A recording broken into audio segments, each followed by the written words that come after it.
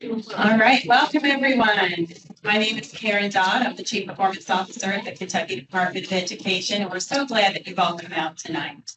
We've got a great show for you, if you will. I just wanted to give a few logistics. If you're looking for restrooms, we are not taking any breaks during this session, but you can go out the back doors and to your left to find the restrooms. Exits will be on either side if you need an exit. On your chairs, you'll see a small piece of paper for questions. So if during the meeting you have a question, if you would write it down on here, we've got some folks in the back. You just hold it up and they'll come and collect that for you. We will have open mics at the end for Q&A. So if you want to speak publicly, there will be some time for that at the end as well.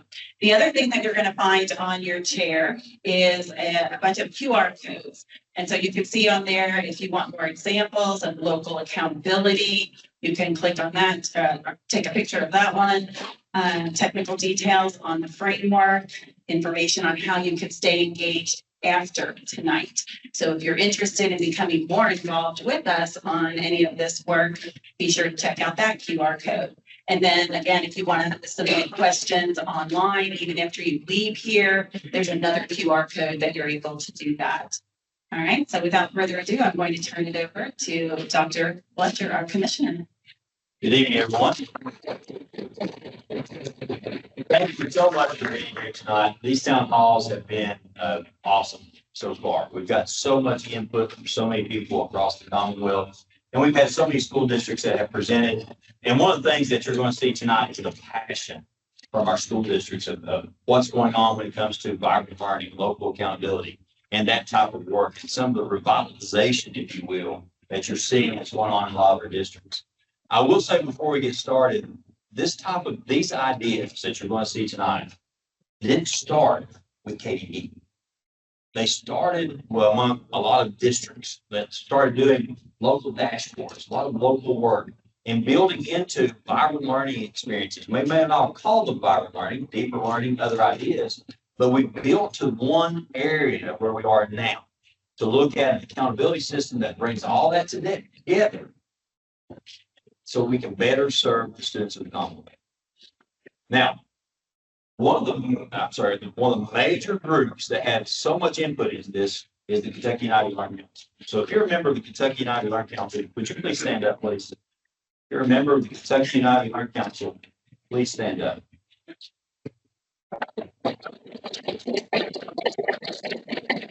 We're to this group, and we started with about 75 people total. Prior to Dr. Fletcher becoming commissioner, to get into this work and look at everything from local accountability, vibrant learning, innovation, collaboration. These were ideas that were all put together with our United Learning Council. And so thankful for their work. Are there any legislators here? Any legislators? We have been blessed with legislators showing up to these, and we've also had legislators to be a part of the Kentucky United Learning Council. So we've had some input from legislators too. And we've had a lot of conversations and talking about local accountability and federal accountability, and a lot of things that you're going to see tonight. But our goal, the Kentucky United Learning Council kind of gave us some focus of, in order to build a prosperous Kentucky, we will launch an accountability system that is both meaningful and useful to all learners. Think about that just for a second. What does it take in order to have an accountability system that is meaningful and useful to every single student across the Commonwealth?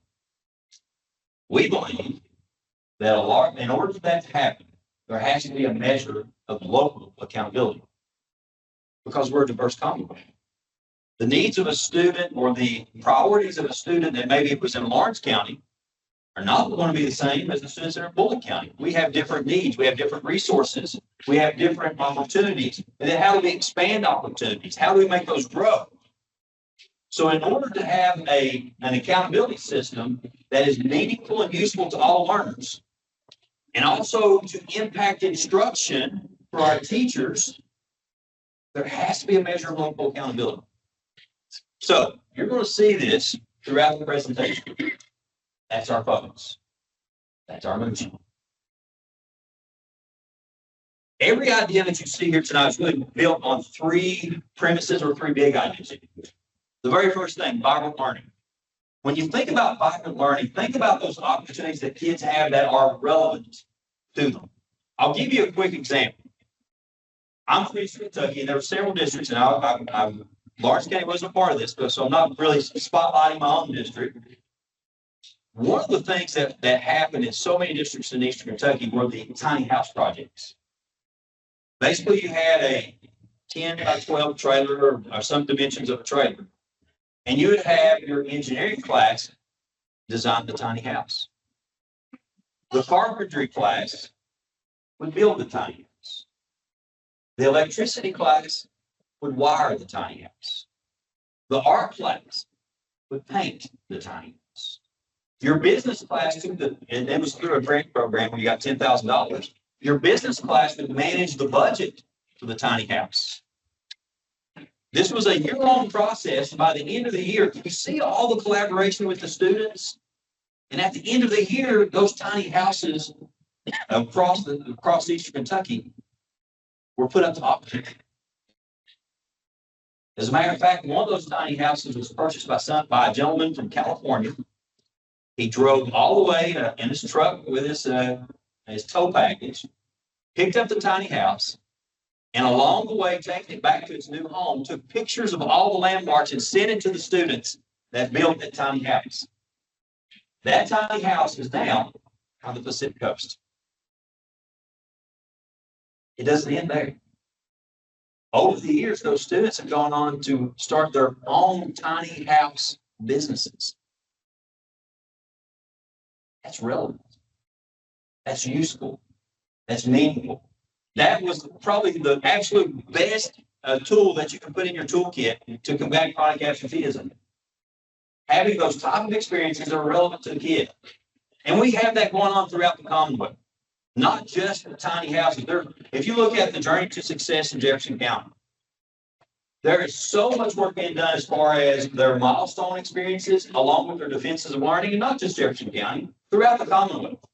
Shelby County, profile of a learner. As a matter of fact, if you go back to when Robbie Fletcher was a superintendent, one of the folders I kept on my desk at all times was the work that was being done in Shelby County and the profile of a learner that was going on.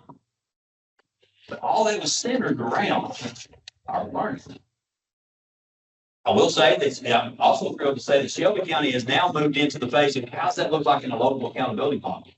If you have the opportunity, get on their website. It's exciting. There's people telling stories, not just with data, not with just charts, but there's people actually telling a story how this makes a difference in their children's lives. It's awesome. That's vibrant learning. Also, the second idea is innovation. When it comes to accountability, how do you measure that? I'm going to tell you, you don't measure that type of learning with a paper and pencil. Sometimes it takes action. Probably the greatest measure of accountability for those students with a tiny house was how much profit that they made so they can invest that extra money back into their tiny house. As a matter of fact, as years passed, all of a sudden solar panels became a big deal with tiny houses. How could they outdo the group before to get a bigger price, a bigger tiny house, if you will?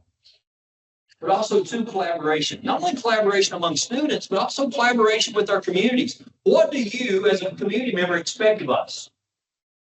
What kind of data do you want to hear about? Again, we fully believe that there has to be a strong foundation in math and reading. You're going to see that in our presentation today. But we also believe that we owe it to you to give you the type of data that you want. You need to hear the stories that, what do you expect when a student walks out of Bullitt County, when they walk out of Shelby County, what exactly does that diploma mean to your community? What do you expect of a graduate of Lawrence County? And that collaboration has to happen among your community members, your business leaders, to have those opportunities of internships, of apprenticeships. Matter of fact, today in OVEC, they talked about an apprenticeship for teachers. It's so exciting. That's vibrant learning. That's innovation. That's also collaboration. Then the last piece that to add to collaboration, we're also promoting collaboration among districts. One of my favorite slides so far in these presentations, outside the pictures of students, because those are my favorite. There's nothing better than to see students engaged and excited about what they're doing. But one of my favorite slides came from Woodford County, and they had logos of every single district that they've collaborated with on their local accountability model. They had pictures where they had collaborated with Clark County, also with Shelby County, also with Rowan County, also with Johnson County. They weren't worried about whether they were red, yellow, blue, green, or orange. Yes, I am Eastern Kentucky, so orange sounds a little bit different. What they were worried about is how can they produce the best product for their community in collaboration with people across the state. Again, not running away from making sure we give the districts that need help in math and reading because we feel that's so important. Look at the investment legislators have made. We owe them a return on investment, but we also owe it to our kids to give them more than just math, reading, a test. And those are the three big ideas. Now, I've taken up a lot of time, so I'm going to, thank you. They always put me on time when they talk too much, to be honest. But I get so excited. If you can't tell, this to me is just, we have an opportunity to get it right. We have an opportunity to get it right. This is what this is about. But this started with a listening tour in 2021. The Kentucky Council for Advancing Education, which Lawrence County was a part of at that time, we started doing a listening within our districts, empathy interviews, having people to tell us stories. And I was absolutely amazed by how many people in Lawrence County, in a rural county, that said, you know what, thank you for the nice test scores. But that's not exactly what we want from our school system. We want more. We want certifications. We want opportunity for apprenticeships. We want internships. That's what we heard from our community. And then the local laboratories of learning, there's 18 different districts, and Bullitt County is going to give us a good presentation tonight. They have started this work, and that means there's been hundreds of educators already that's put into this. What we're trying to do is put that together and put it into an accountability. Also, too, the Kentucky Ivy Learning Council, again, thank you to those members that are in attendance, and those others that have been a part of this. Thank you so much for the work. They have helped us. We've gone through 4 prototypes. In other words, we put out prototype 1, we listen, we make changes. Prototype 2, we've listened, these are changes. As a matter of fact, we're after 4 prototypes, we're now on our second model. That's a little more details. More than likely, we've already heard some things in these town halls that we need to make a change and add for 3.0. To get to the point where we actually present something to the state legislature in 2026 and then grow from there. There are 2 parts to the accountability model that you're going to see tonight. One is that federal piece. What are the federal requirements? We heard from people that said, streamline the federal requirements. Give us exactly what is necessary to meet the federal requirements, but also to ensure that districts that need that extra help get it. Whether it's their CSI, TSI, those are like when you have your test scores on the bottom 5%, you need help. And we want to help. I was in a school district we had PLA schools. That's a scarlet letter that just hurts. But then after you get past that embarrassment, to be honest, and you get help from KDE and other districts, you can grow. So we understand that that federal piece is very important. So you're going to see a streamlined version that fills the requirements that you'll hear us sometimes refer to as buckets. But also, too, we want to have a system where teachers can get timely instructional data that impact instruction tomorrow, as opposed to waiting to the following fall. So you're going to hear some things about interim assessments here tonight, too. But also with the local piece, we want you to give the local district as much flexibility as possible to meet the needs of the local community. What's important to you in Shelby County that you want to see from your districts or from other districts that may be represented here? What's that look like? We also want to promote collaboration. So that's what you see. What you're going to see tonight is a lot about collaboration, not only within your districts, but with other schools and with KDE. So this is the agenda for tonight. You got a small welcome from the commissioner. You can see how I feel about this. I'm telling you, what you're going to see from our districts is much greater than anything I can tell you, because it's actually the student experience. So you've heard me talk about vibrant learning. You're going to hear a definition of vibrant learning with some examples. Then after that, Bullitt County, and I give Superintendent Bacon a hard time. I tell him that he's the Buffalo Bills coach by night, You see the picture of the Buffalo Bills coach. I can't, what's his name? There you go, McDermott. So McDermott is here after they lost to Kansas City the other night. He's in as Jesse Bacon, Superintendent County. So, but again, Jesse has been a great friend. He's been a great support as a commissioner, so, and also as a superintendent. So it's exciting to see the work in Multnomah County. We'll talk about Model Framework 2.0, which Dr. Stafford will do a much better job than I will to talk about that. Then we'll do a question and answer session. So make sure you have that ready to go. And think about this in terms of wows. These are the things that we're like, wow, this is excellent. This is great work. And also, what are some things you still have questions about? Wows and wonders. When we get to that end of our presentation. So this time, turn it over to Sarah Simons. Well, good evening. Quick check, thank you. Good evening. I do want to give a moment for those of you who stepped in. We have plenty of seats in the front. If you want to make your way down the sides of the aisles here, you're more than welcome to make yourself comfortable. Do want to recognize, thank you, Senator Reed, for also joining us here tonight. The commissioner did mention a very special guest that I noticed that walked in the back of the room, and that is actually a young person that we are here to design a system for. So she back there in the back already working on effective communicator skills, but just wanted to keep that in mind by starting off our conversation by pulling out your device if you have it. And much like I have a photo here of my son, Ben, I am sure that you have a proud photo on your device of a young person that means something very special to you. So I'm just going to pause here for a moment, give you a chance to pull that up. And as you do, turn and talk to the person next to you about what lights that young person up as a learner.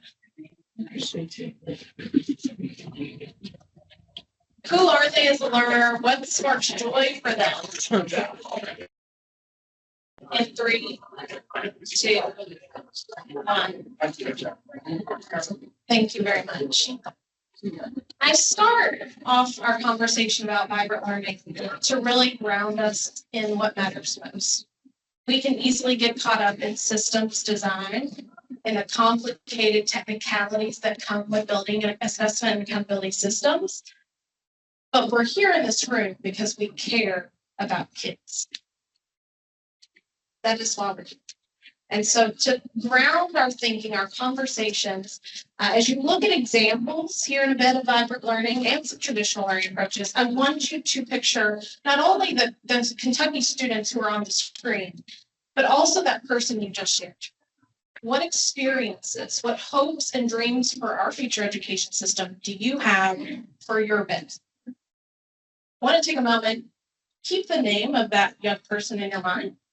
On the count of 3, I just want to speak their name out loud collectively.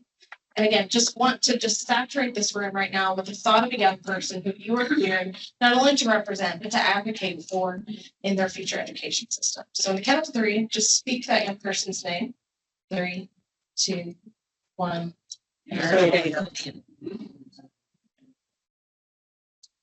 When we talk about vibrant learning, if you're familiar with the education landscape of Kentucky over the last few years, you might also know synonymous as deeper learning, but really want to just bring some comparison to you in the types of experiences that teachers all across the Commonwealth are working very hard to design for students.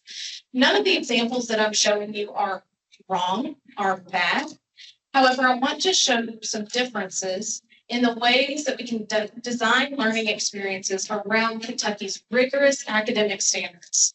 No one in this room disagrees that mathematics, science, reading, social studies, our arts classes, so many core academic knowledge, so much core academic knowledge has been written in Kentucky's standards for teachers to use and support in designing those learning experiences. So the key difference here is how. How do we take that core knowledge and transform the way that students learn so that they're not only learning academic knowledge, but the skills they need well beyond the time they leave us in 12th grade. So here on the screen, you see an example of probably what several of us are familiar with, a bubble-in testing sheet with a pencil after studying pollinators in your science class, reading a textbook, learning some very valuable information about the impact that pollinators have on their local ecosystem. Raise your hand if you've ever had the experience of reading out of your textbook, answering some multiple choice quiz questions so that your teacher could ensure that you understood the reading.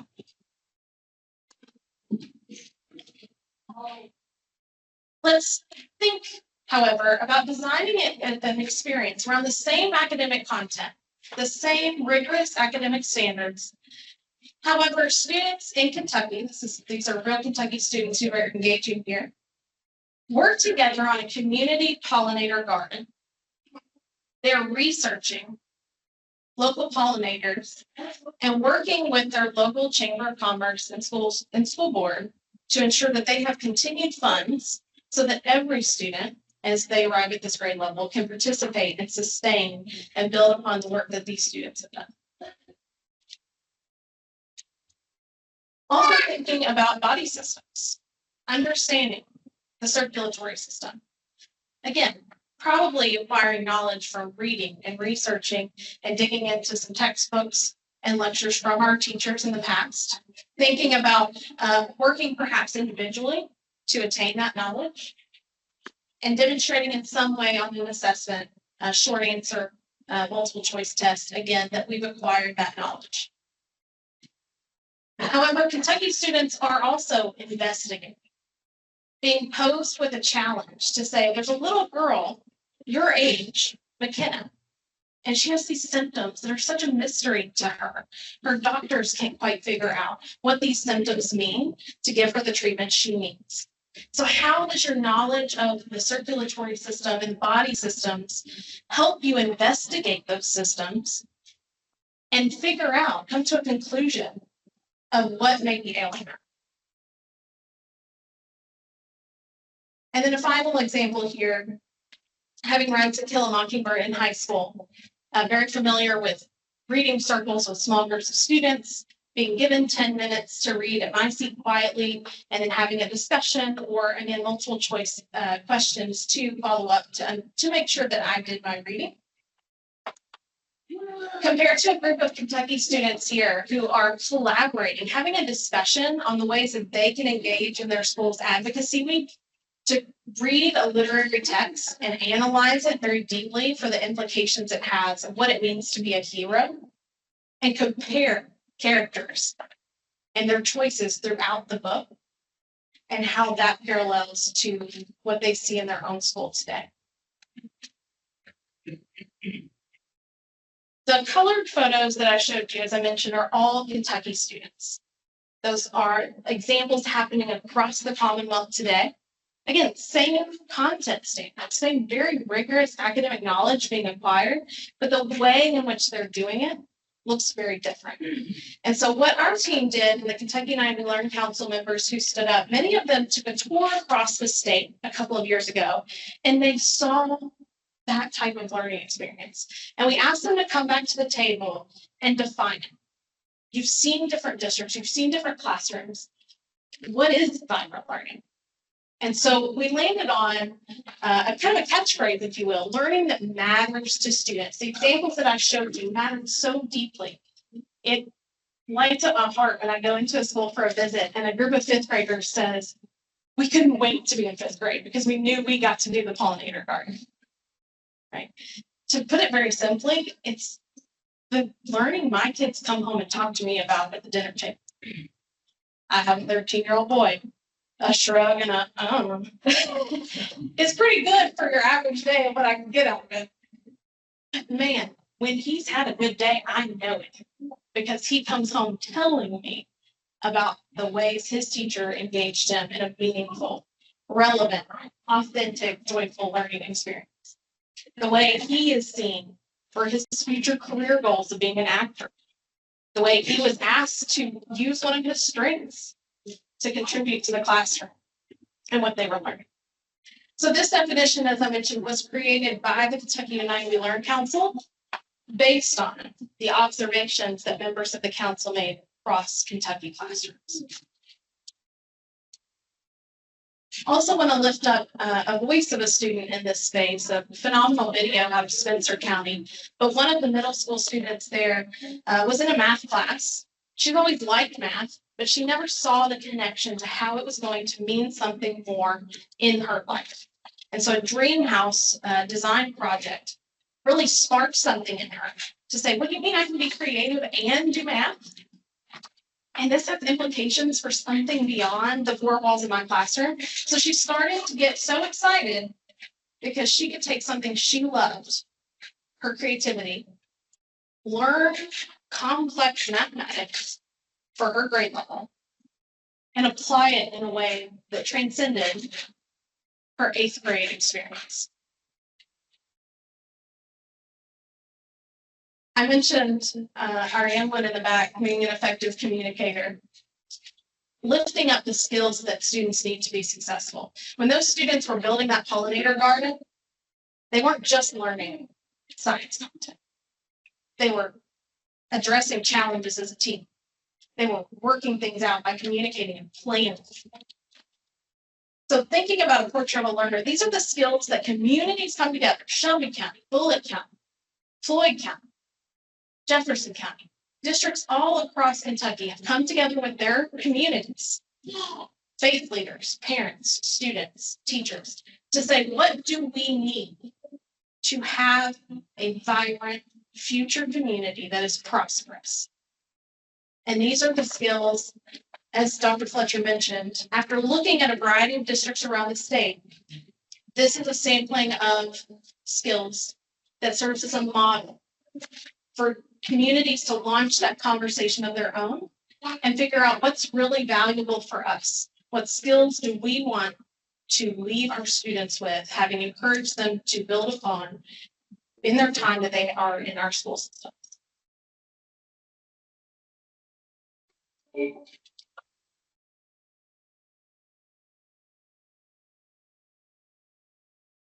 This is a very organic transformation that we're seeing across the state with no mandate, no expectation that a district in their community develops the portrait of a learner.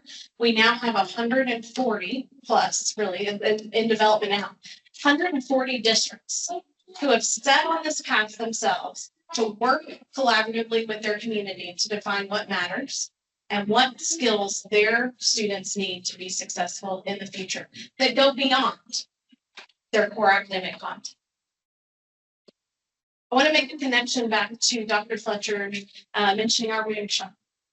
Thinking of the student that you thought about at the beginning, thinking about the experience you hope for them in our future systems, and really building a more prosperous Kentucky because of that investment. The communities that we hear from in our districts see a richer collaboration with their communities because of that work. It's happening already. So local accountability is a part of that work. What does it mean to define a system by the people, for the people, that is transformative and leading in the reshaping of the learning experience for our students? This is a quote by Dr. Brian Priestman, another superintendent in our state from Fleming County Schools. And as I mentioned, this is a movement. It's happening organically across the state. And while you're going to hear from Bullitt County tonight, I encourage you to scan the QR code on your seat or on the screen now to explore what is happening in other communities. You're going to hear one example, but the power of local accountability is that it is contextual.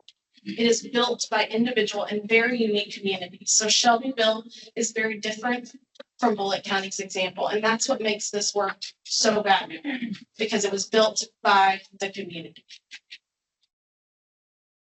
I'm going to introduce you now to Jesse Bacon, Adrian Usher, and Brady Howard of Bullitt County Schools, so they can share a little bit about their journey to partner with their community for local accountability.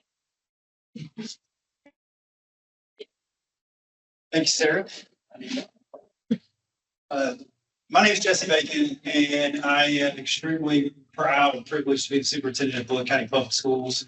And I just have to tell you, we have an amazing team at BCPS, and I've got with me tonight two of our rock stars. Dr. Adrian Usher is our assistant superintendent, and then Dr. Randy Howard is our chief academic officer, both of which have been hugely instrumental in this work. And so we again have a plethora of great people in our district that have been a part of this work from the very beginning.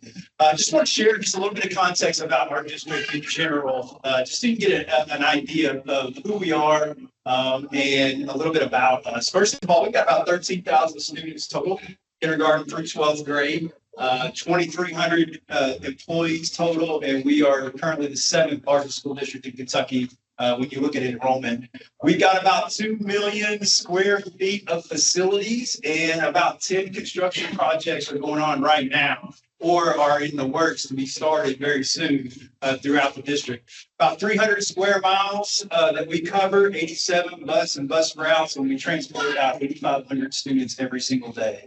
And we've got 13 elementary, 6 middle schools, 3 high schools, and then 5 specialized programs. So I just share this with you to share. We're still doing school and all the operational things that go along with that, and doing this work at the same time. And so it is difficult. It is hard work, but it can be done. And it can be done by small districts, medium districts, and large districts. But you have to create a plan to meaningfully engage your community to do this work in a truly authentic way. I came to this position in the fall of 2018. And from the very beginning, we made the commitment that standardized assessment scores were not going to define us as a district. They were not going to define our schools, and they were not going to define our kids. Yes, there are metrics that we use. They're a piece of information and a piece of data that we utilize to make decisions, but that wasn't going to be our Super Bowl. We weren't going to hang our hats on those assessment scores. We were going to meaningfully engage our parents, community, and business leaders to ensure that we were providing a service that they valued. And to do that, we had to create a plan with our local community, not for our local community, with our local community. It had to be the community's plan. It could not be my plan as the new superintendent. It couldn't be our district's plan. It had to be our community's plan. And so in the fall of 2008, we really started a strategic initiative, being very intentional about engaging our local community around what it is that they wanted for their students, for their kids when they sent them to us, and what is it they expected from our district, and how did they want us to make decisions on how we were going to operate and utilize our resources moving forward. And so this is a journey that has really started back in 2018, and even a little bit before that, as Dr. Usher and Dr. Howard will talk about here in just a few minutes. So it's something that you'll see. We are not a completed project yet. We have a lot of work yet to do, but we'll never be a completed project. The goal for us is to do this in a way that honors the continual evolution of our community and the ever-changing needs of our community and our students. We are never going to be finished with this work, but we're going to do it in a way that we've developed systems that allow us to continue to evolve as the needs of our workforce evolves and as the needs of our students evolve.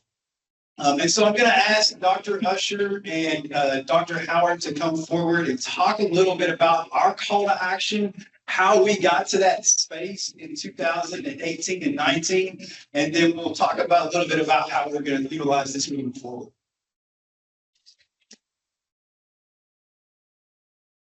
Okay, so I'm going to talk about our call to action, and I want to echo what Sarah Snipes and Dr. Fletcher says. We've been on this journey a long time. If you see 2016 and we're in 2025, so we are continuing this work and continuing to learn as we go through this work. Really want to talk about what caused us to shift our focus. It was around maybe a little bit before 2016, maybe it was 13, 14. The accountability system was very focused on ensuring college and career readiness, which is something that's very important. But it was so focused on that. It was about getting an ACT score, and that tied to your graduation. And some of you may remember those days. Well, we really started to find out. We just kind of did our research of our own. Were we really preparing kids for life? Were we getting kids just to the graduation line? And what was happening after that? And we found, you may have heard that term, failure to launch. We found that there were lots of kids that had straight A's, had a high ACT score, but a few years later, they might have still been living in mom's basement. They maybe were not as successful as a report card had said they were, or even a transcript had said they were. And as we started to interview, we found out what worked for kids that were successful 2 years, 3 years, 4 years, 6 years out of high school, and what was for those that school wasn't a good experience, what caused that. So that's really what helped us shift our focus to thinking about life readiness, solving a problem. I remember the story I was told of a parent. Their child had graduated, and when your child turns 18 and the doctor calls, guess who they talk to now? Not the parents anymore. This child had no idea how to even problem solve the situation of talking to the nurse, finding out all this information. What do I need to do? That's an important life skill that's about critical thinking, effective communication. And so that was really what our focus was. Looking at our students, yes, we're going to look at the test scores, but also finding out what are they really ready for when it comes to life and when it comes to the workforce. I like to say we're in the business of human development is what we're in. And every strategy and step we take, we have to be very careful about that because we have an awesome and humbling opportunity to develop human beings every day of the week. And we have to take that seriously. We started creating a shift with our community, as Dr. Bacon talked about, what matters to our community, and making sure our resources, staffing, time, training, to make sure that we could work on changing the school experience for our students. So through that work, we created these documents. These are our guiding documents in Bullitt County Public Schools. We have our graduate profile, our board aspiration statements, our core values, and our BCPS instructional vision. This is what we live by, make decisions by.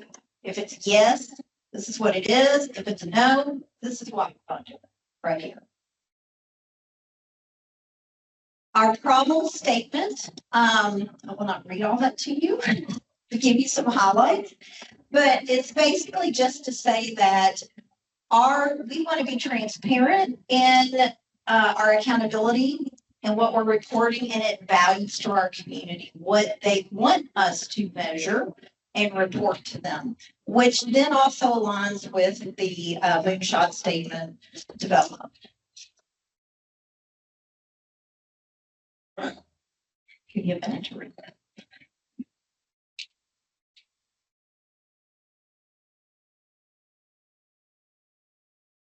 So our journey has been an exciting one. It's had some ups and downs to it, but that's what happens when you do something new. And so we really started learning from others. There are other states, districts across the United States that are doing that work.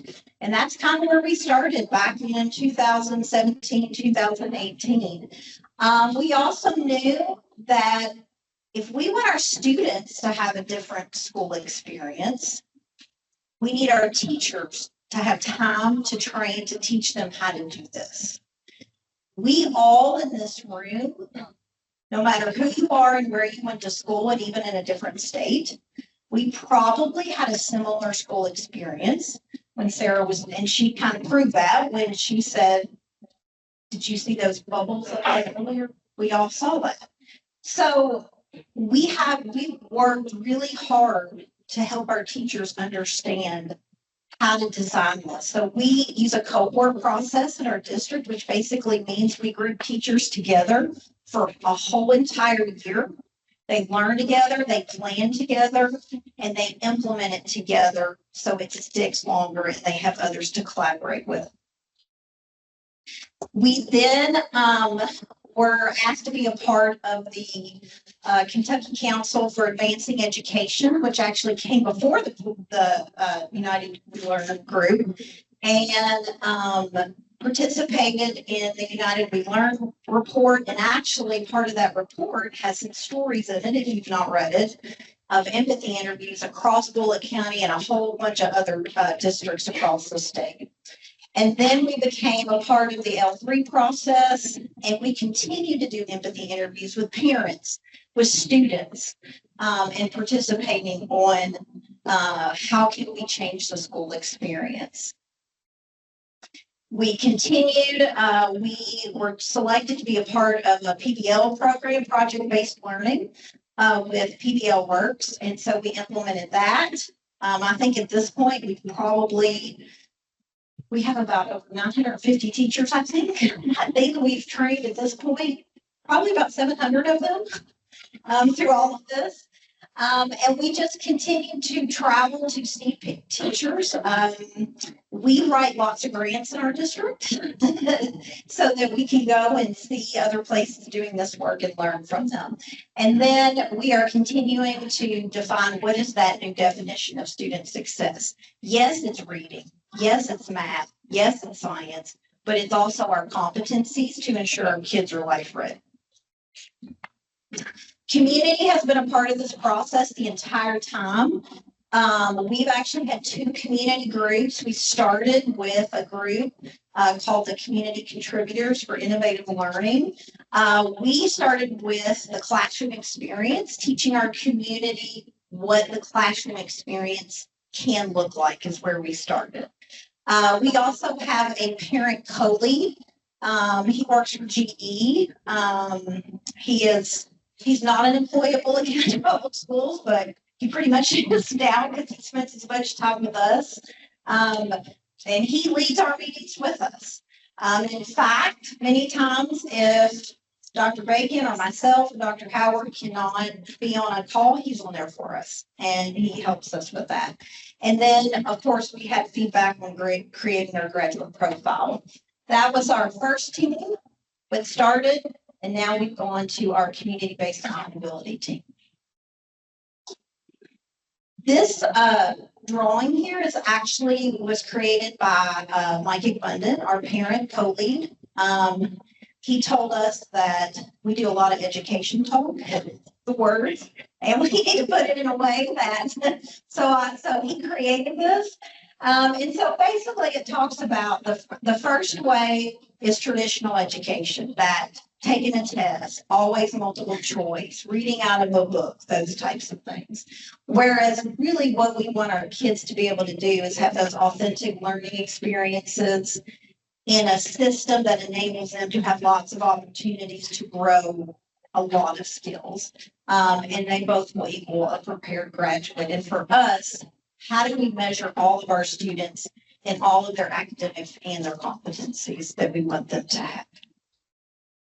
I'm going to pass it over to Dr. Howard to share some of the student experiences and the community engagement. Okay, so we really wanted to provide you all with an understanding of what some of those community contributor meetings looked like.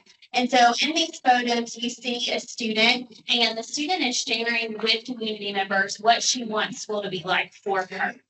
And then the second picture is Dr. Usher. So we spent a lot of time in this community meetings talking about what our graduate profile is and what our graduate profile isn't. And after this, we partnered with Gordon Foods, and they actually put our graduate profile into their interview process with people that they were hiring, but also interviewed our trucking pathway students as well with that graduate profile. So it's really important that we spent time sharing with them what it is and what it isn't.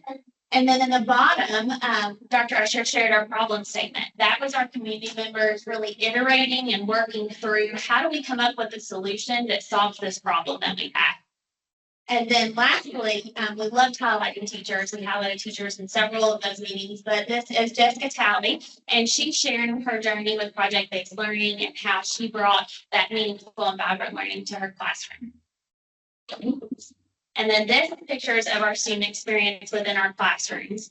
At the top, you see some students at Mount Washington Middle School. And so we've talked a lot with our teachers about cross-curricular opportunities, which basically means embedding two different subject areas or more together in the learning experience. And so our social studies teachers and our English teachers collaborated together, and they created a Roman Empire PBL, and our students shared that with our community as well as their parents. In the middle, our Chamber of Commerce was invited by our specialized programs to come and be part of a bridge building project. And then in the bottom is one of our students, Jeremiah. And so part of one of his project learning experiences was to create a book. And he took it a step further and he published that book on Amazon. So you can get on there and you can buy his book, Jeremiah Thanks. It's a book about fishing. And then these are pictures at Old Mill. 3 of those. One of those, the one with the dog, our first grade students at Old Mill, they got to meet the different animals that were at the Humane Society. And they learned about the animals and they thought about their personalities. And so they wrote a script. If I was this animal, what might I say to someone to adopt me? And so then they created that and they put it on the website. And now all of the animals have been adopted. And so those are just a few of the learning experiences that we've had in our district as a result of the work that Dr. Bacon and Dr. Usher have shared. And part of our CCILT, or our Community Contributors of Innovative Learning team, some of those solutions evolved into our community-based accountability, which Dr. Bacon is going to talk to you about. Thanks. So we started at the very beginning, trying to lay a foundation with our community, with our parents around what it is that they expect from us. And we're really centered around a couple of key questions. One is what are the hopes and dreams you have for your student? When they're with us, what do you hope we develop in them? And that's how the competencies were identified in our graduate profile. And then the second question is, what are your expectations of us as a school district? And that's where we developed our aspiration statements, because we wanted to make sure that we were working on things that mattered to our community. And the third thing we asked is, what do you want to see or what do you not want to see from us as a school district? And from there, we developed our core values. And every decision that we make in our district is based upon the evidence and selection of those core values, making sure that whatever we do aligns with what we say we're about as a school district. And so we started with the experience first, and then really started to work with teachers on making sure they understood how to build classroom learning experiences that align with those competencies in the graduate profile, and that led towards us accomplishing those big overarching statements in our board aspiration statements. That happened, all that was developed collaboratively with our community from 2018 until 2019. Our board officially adopted those documents in the fall of 2019, and we immediately went to work with our teachers. COVID hit in 2020 in the spring, and it slowed us down tremendously. But our commitment to the educational experiences that we were going to provide our students remained. And so that was completely foundational to the work that we wanted to do. But the next step now is, how do we account for our efforts to accomplish these things that our community says that they want from us? And this is where we're getting into actually building our community-based accountability dashboard and framework, if you will. So it really starts with these pillars of our accountability system locally, and those are based upon what those board aspiration statements are.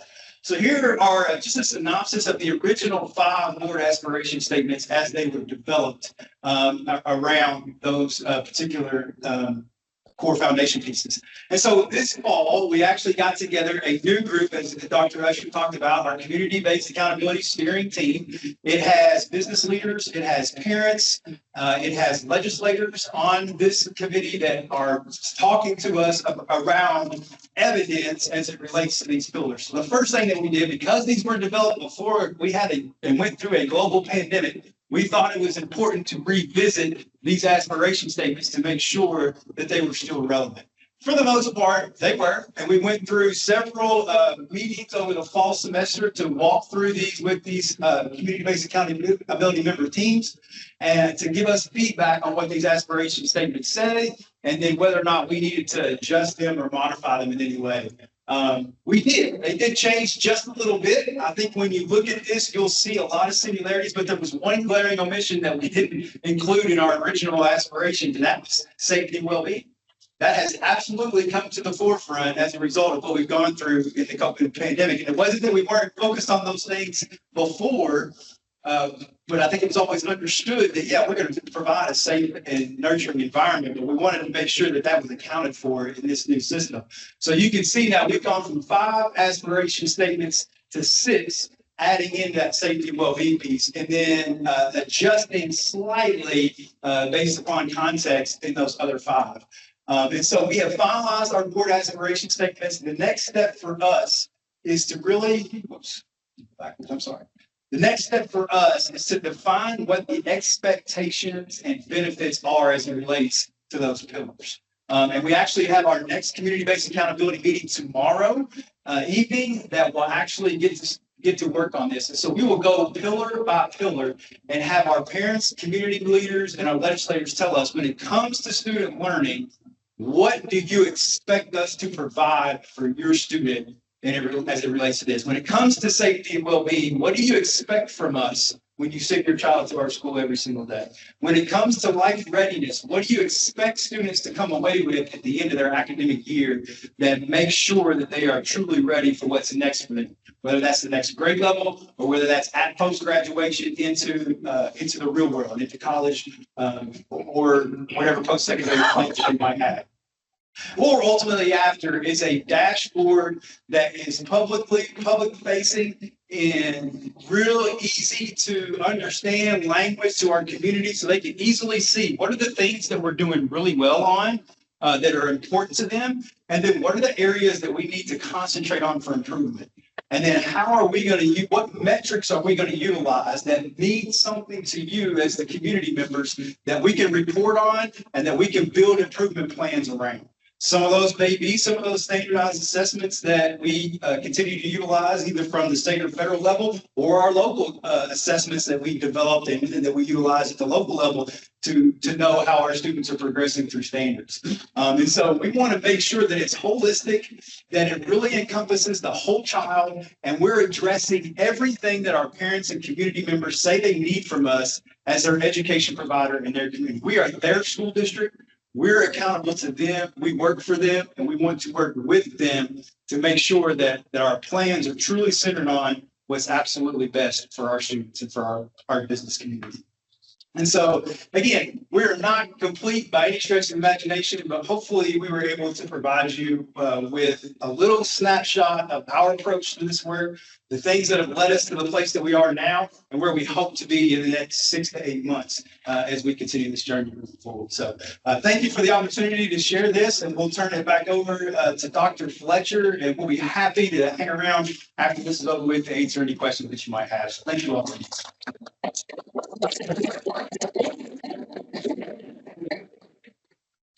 Think about, again, we're going to talk a little bit in just a second. Dr. Stafford's going to come talk to you about the 2 parts of our new accountability model.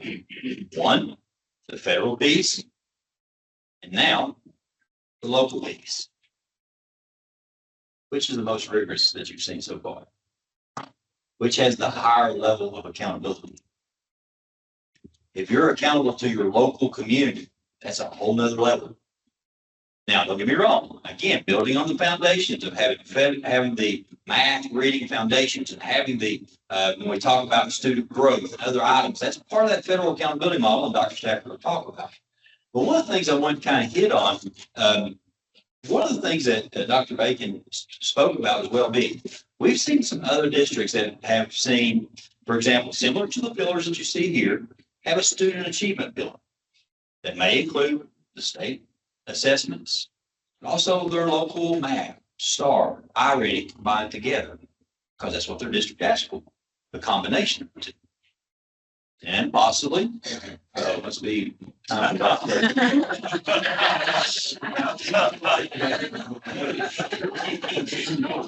Superintendent Matthews leaning on the back and thank you guys. Thanks, sir. He's like, I'm sorry, Lord, I take it back. With that being said, Get that train of thought back. But also too, and I'm one of the ones I'm talking about, the local county in particular, their second pillar dealt with student growth. Where did you get the child and where did you take them? Next was student readiness. Were they ready for what's next? It could be more than just certifications. It could be college readiness, career readiness. But their fourth pillar, very similarly, was student well-being. And in that student well-being, their community said, we want to know more about our students' attendance rate as a reflection of student well-being. But one of the other indicators that they utilized was what percentage of our students are taking part in co-curricular, extracurricular activities. If you want to talk about a measure that is a true indication of a child's going to be successful once they walk out of our doors, how involved are they outside of the classroom? That community wanted to hear, I think Kenton County also uses a measure similar to this. What percentage of our students are in a drama production? What percentage of our students are in band? What percentage of our students are on the football team? What percentage of our students are maybe on the chess team, the academic team? I'm a former academic team kid, loved it. Or the baseball team. I was a baseball player too. That's debatable. I'm commissioner now, so I wasn't a very good baseball player, I guess. But that being said, but think about that for a second. The community wanted to know how involved their kids were. What percentage of our kids are involved in something other than that day, that 8 to 3:30 class that they can be maybe JRTC. And they used that as a measure and built a growth plan on how do we get kids more involved? Do we offer more activities? Do we offer more opportunities? We want them involved because how many times have you heard they graduated from school and they went nowhere? I say they, the students stayed in the basement. They were afraid. They weren't ready. They weren't prepared. So when you think about local accountability, we're trying to take it to that level to make sure that they feel confident. And they want to be a part of something more than just being at home all the time. They want to be a part of the community. So that local accountability piece is so important. That being said, we're going to transition now into what does this mean for the state accountability model. And Dr. Stafford, I want to talk to you about two pieces. Federal piece, which is our federal requirements. We won't get into freezes, no freezes, unfreezes, well freezes. Believe me, it's been a roller coaster for the past few hours. And seek shortfall and a few other things. But you know what? We're here tonight because regardless of what's going on the federal level and other areas, this is important for our children. That's why we're here. We'll handle all the funding. We'll handle that one way or the other. We'll take care of that. But this is what we believe is best for our kids. I'll turn it over to Dr. Stafford. Thank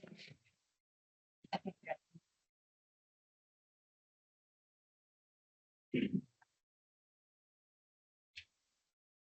What will the world look like in 50 years? I got laughter. Do you have any idea?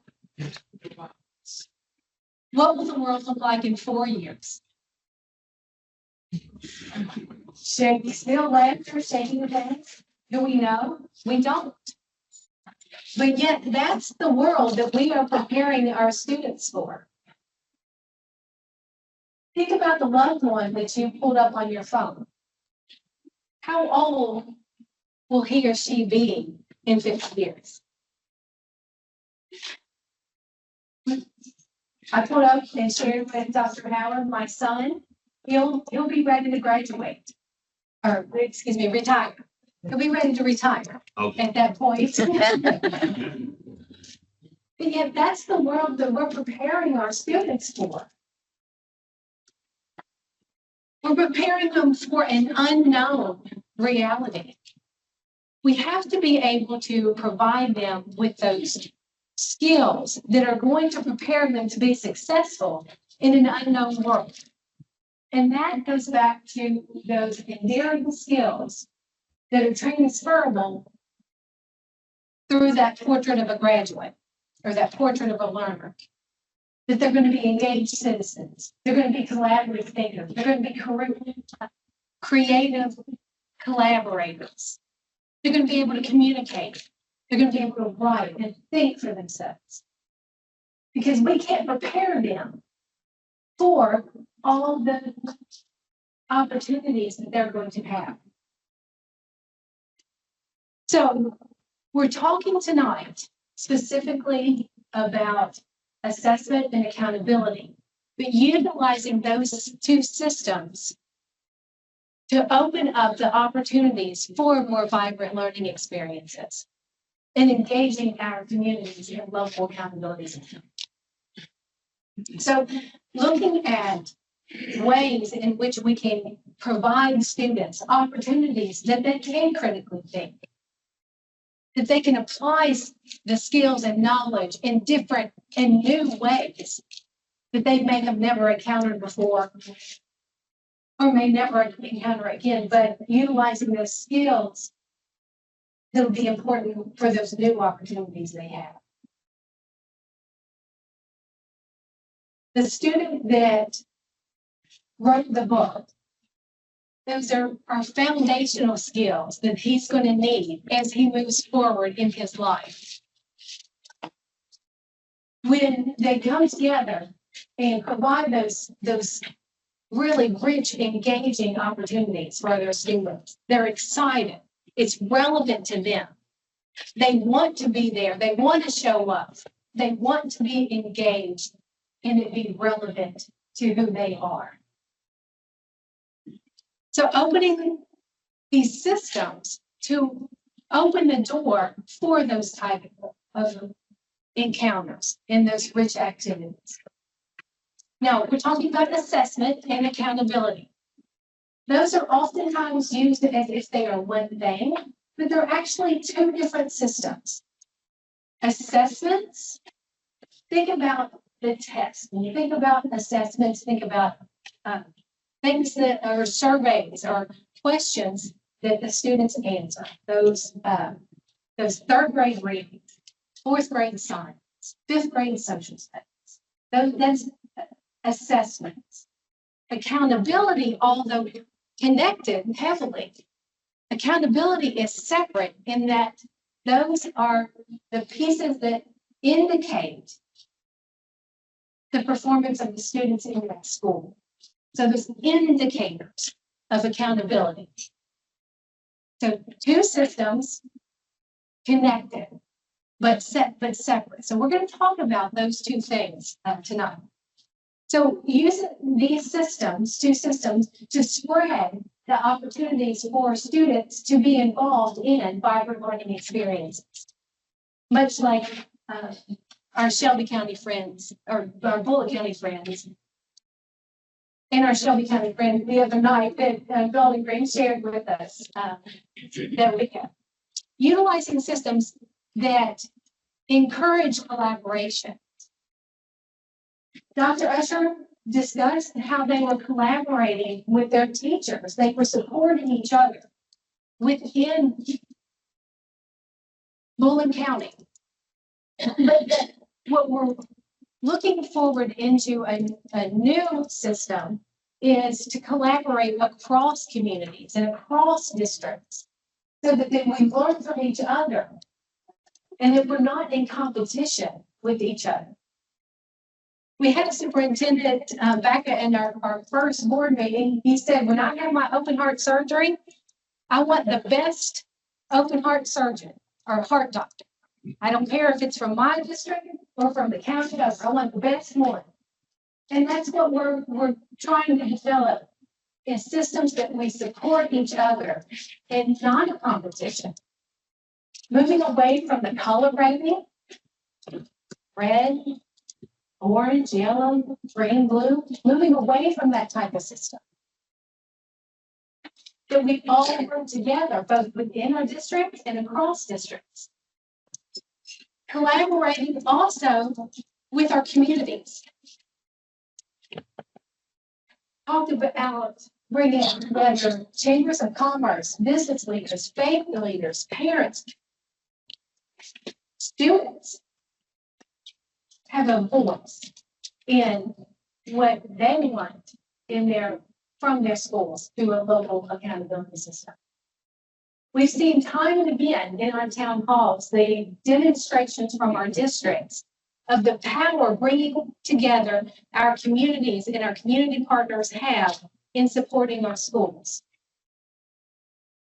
When we have our communities come together and our parents, our citizens, our business community coming together to support the schools, the students benefit, the educators benefit, the school, the district, and the community benefits. Working collaboratively, we all working together toward the same goal is powerful. And that's the type of system we're trying to develop. One that we work together both within and across districts. Also, working through our education co-ops to develop networks of support. So that if we have districts that are advanced in their development of these types of systems, that they can work alongside of a district that may not be as far along, that they can help each other as they can overcome obstacles, or maybe guide them in a direction that they don't even face an obstacle. So building together that collaboration of our schools across the Commonwealth. Sorry. And bringing forward that local innovation. As schools and districts are developing their own local accountability system. And in that local accountability system, provide some support so that districts are working together to give each other critical feedback. Being critical partners or critical friends of each other and looking to support each other. I had the opportunity to be in a meeting with a district that was presenting to two other districts about their local accountability system. It was actually Fleming County was doing theirs. And Fleming County is on right now their fourth iteration of their local accountability system. They were on their version 3.0 at the time, and the feedback they got from their other superintendents on that call was, it's just way too much. It's complicated. Your community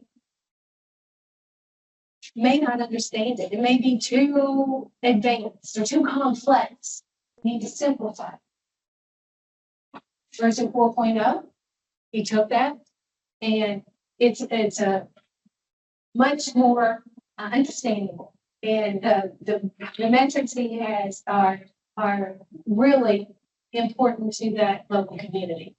And just to add to that, think about that just for a second. I'm sorry. Just kind of jumped in. I think it scared people. But think about that just for a second. You put 3-4 years of blood, sweat, and tears into a 3.0 model. You've gone through 1.0, 2.0, 3.0, but then you open yourself up to other superintendents to hear input. And other superintendents gave, these are the positives. Also, this is probably a little too complex for your community to understand, or maybe it needs to be more simplified. Taking that, and then now, if you look at their 4.0 on their website, it's much more simple than what it was before. But you're opening yourselves up, you're lifting each other up. And again, one of the reasons for removing that red, yellow, orange, blue, green color is we're trying to promote collaboration. Don't get me wrong. You're still going to have the federal piece. We'll talk about in a second, where we're going to label CSI, TSI, ATSI schools, so we can identify those that need help.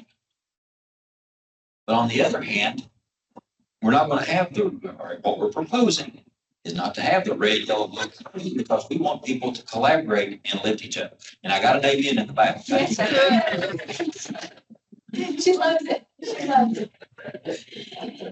The other piece about the evaluation or feedback and support would be that we would partner with an outside evaluator who would come in to look at our local accountability systems and to provide feedback.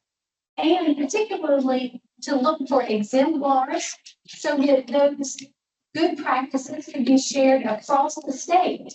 And looking for those positives as well as then possibly feedback for improvement and growth of your local accountability system. So looking at the details of two systems, two distinct systems, one federal and one local. Now, when we get to 3.0, this is 2.0, we've had feedback that this graphic needs to be two pieces of pie, not three.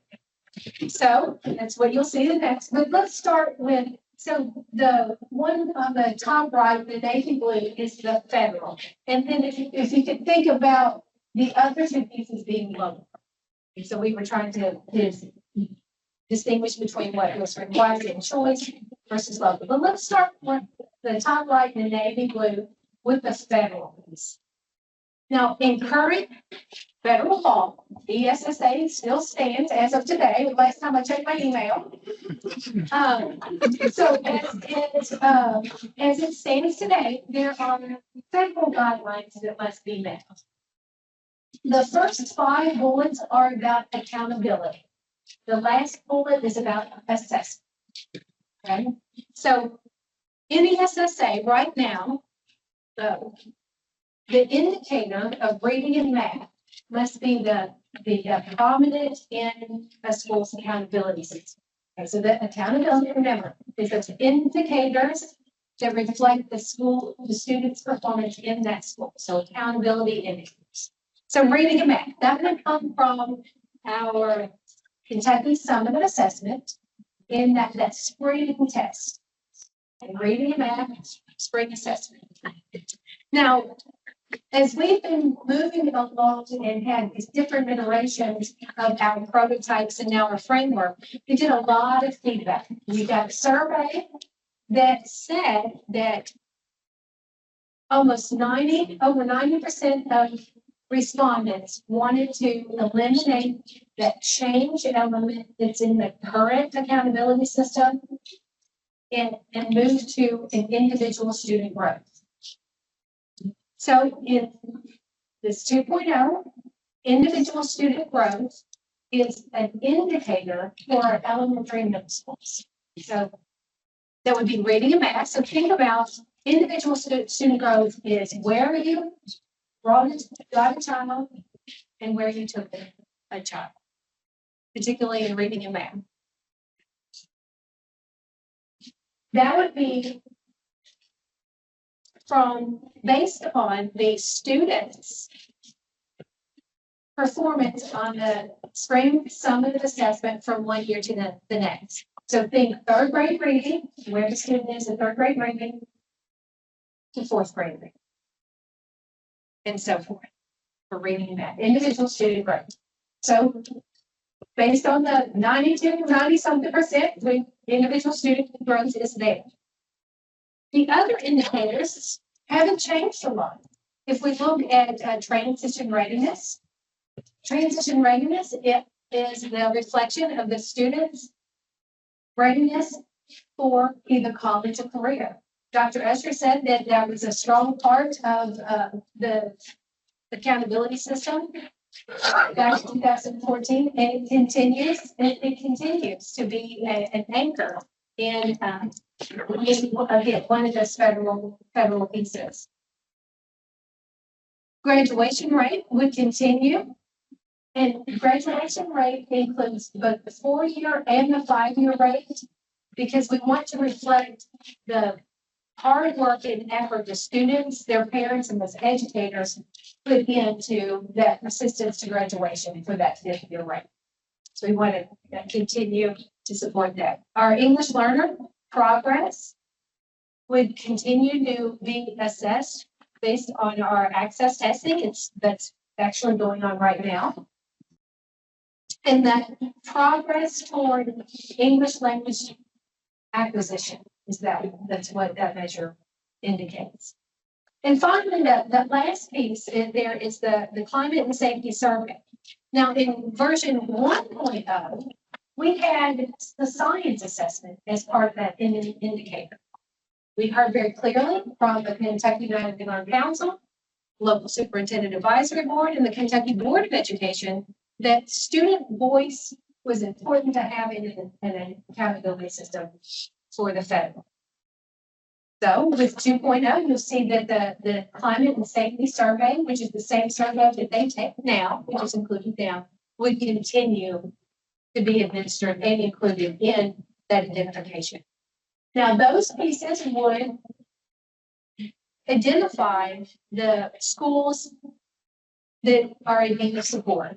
So those are the schools that are of the lowest violence index, the continuous support improvement, CSI schools.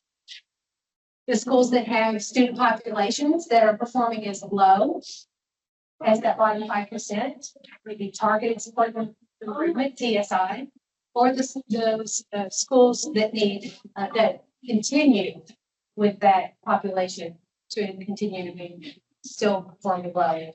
Additional targeted support improvement, ATSI. So those are the indicators. Those are the same. So those are the same indicators. So that standardization piece to identify our schools would be in place so that every single school has the same measures for that identification of that supportive improvement. And again, the surveys that we've had with everyone is how do we streamline the federal portion? And you streamline that by filling each requirement or each bucket. So what you see up here fills all of the buckets from the federal accountability system. But still yet, you can see that we hold the reading and mathematics. As a matter of fact, we said this before, our legislators have made such an investment in numeracy literacy, and we need to show a return on the investment. So it's very important. We're not running away from any type of accountability. As a matter of fact, we're embracing the reading and mathematics. Had a few positives on the NAEP scores. Matter of fact, one of the few states across the state, across the nation that had some increases in mathematics. Are we where we want to be? No, we're not. We've got a ways to go. But having this federal piece to the side shows the focus on reading and mathematics. We can have that pulled out separately. It also gives the flexibility for what you're going to see next. Thank you. So the last bullet there in the statewide measure was about science assessment. So the first 5 were about accountability. That last one is about assessment. So in federal requirement, states must test for science at least once at each grade band, elementary, middle, and high, and report it. There's no requirement from the federal level to include science in the federal accountability. So again, we heard from our feedback that science should be tested and reported, but not part of that federal accountability, that identification of those federal classifications. So science continues to be assessed and reported, and that's a common measure. It's a statewide assessment that the state would provide. Now, schools may want to develop their own competency-based assessment in science, more authentic, and included in the local accountability system. And that would be up to the community working with the district to identify that as a priority. Okay, that's the federal piece. Now let's look at the other two as local. So the local piece, that there's some required to be in the local system, but yet there's some choice measures. Okay, that's what the top left. Required to be in the local system, but again, there's some options there. Now there's going to be a term that I'm going to use that Kentucky's never used before, and that's the term opt-in. All of our state assessments that we administer have been required from the state level. But at this point, we're trying to move away and provide that flexibility and that autonomy at the local level to develop more authentic, competency-based assessments, particularly in social studies and writing. State assessment has been tested and administered in Kentucky based on Kentucky legislation. There's no federal requirement for social studies. In Kentucky, it's a state requirement. So what the options would be to either opt in to a social studies assessment that the state would develop, or if you're in a district that has experiences with competency-based, more authentic demonstrations of knowledge and skills, then you could do that. It's required 3 through 10. Assessed and reported in your local accountability system, social studies and writing, 3 through 10 to be included. The choice is whether you take the state's or develop your own. Okay? That's really new and different concept of an opt-in. Expanding that from only that social studies and writing from only once assessment per grade band indicates the importance that we place on social studies and writing. Again, required, the next piece of that, vibrant learning. And we have seen great demonstrations and definitions of vibrant learning. The vibrant learning would be a required piece in your local accountability system, but the option would be up to the local district to decide what type of experiences that the students would have. We've seen in Shelbyville, we've seen in Shelby County, we've seen capstone projects or defenses of learning. Other places do capstone projects, apprenticeships, different types of experiences for the student that's engaging and relevant to them. Now, schools or districts may want to start out with first just looking at the percentage of students that are engaged in vibrant learning experiences. If they're more advanced in their vibrant learning experiences, maybe they report and include in their local accountability the quality of the vibrant learning experience. So again, it's a choice measure. And finally, interim assessments. So for interim assessments, in reading it back, would be that the state would develop and offer interim assessments to, at this point in this version, to replace the interim assessments that the local schools are getting. So that would be a fall administration and a winter administration.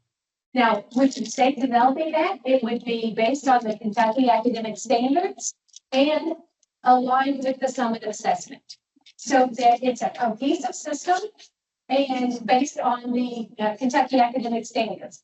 But we heard feedback about interim assessments, and that's one of the most one we've heard. As we said, this is version 2.0. Yep. Correct? But what we're hearing from so many are just, well, first of all, when we talk about interim assessments, keep in mind that summative assessment is part of the federal accountability, state accountability piece. Okay, that can change. Some of the piece has to be the same. What we're proposing is our interim assessments that would have at its core the state standards, but wrapped around it adaptability so that you can get grade level equivalency for students. And the reason for that is you can talk about proficiency all day long at the grocery store.